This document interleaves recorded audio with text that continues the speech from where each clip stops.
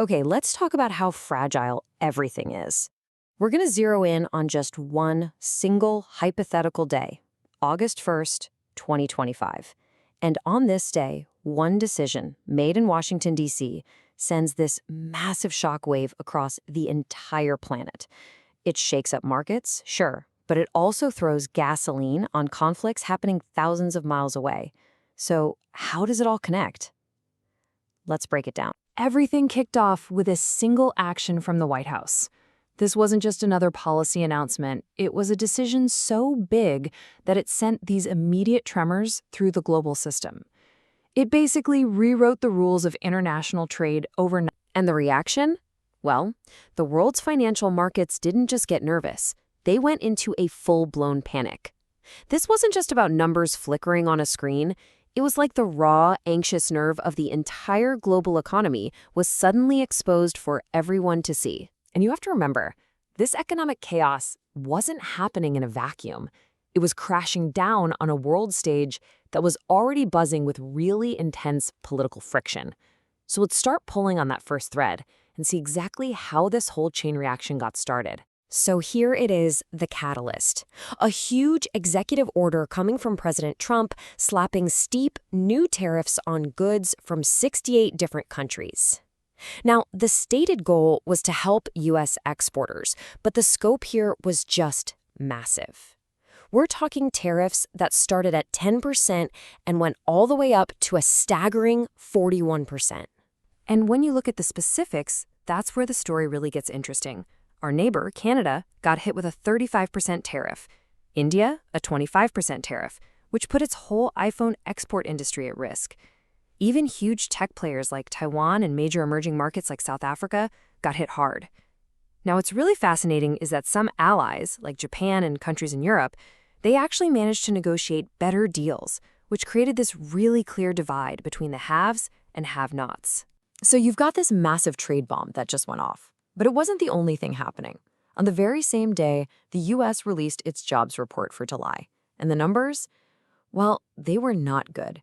This combination of trade fear and weak economic news at home was like the perfect 1-2 punch for the markets. 73,000.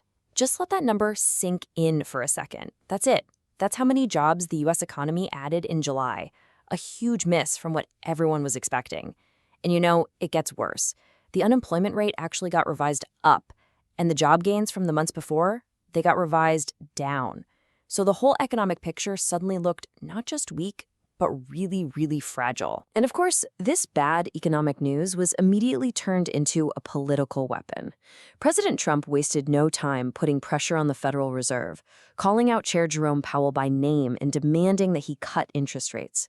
This just poured a huge dose of political uncertainty right into the mix when markets were already completely spooked. The dominoes started falling, and fast. Stock markets all over the world dropped sharply. The Canadian dollar, still reeling from that tariff news, hit a 2-month low. And the ripple effect just kept going. Analysts started predicting that the UK and Mexico would have to cut their own interest rates in response. Even OPEC Plus was scrambling, saying they needed to review oil production to try and handle all the volatility. But here's the thing. This economic firestorm wasn't happening in some peaceful, stable world. No, it was landing on a global stage that was already full of tension, where conflicts that have been simmering for a long time were already at a boiling point. On this exact same day, a terrible missile strike hit Kyiv, killing 31 people, 5 of whom were children. The attack pushed Ukrainian President Zelensky to make a direct appeal to President Putin for peace talks.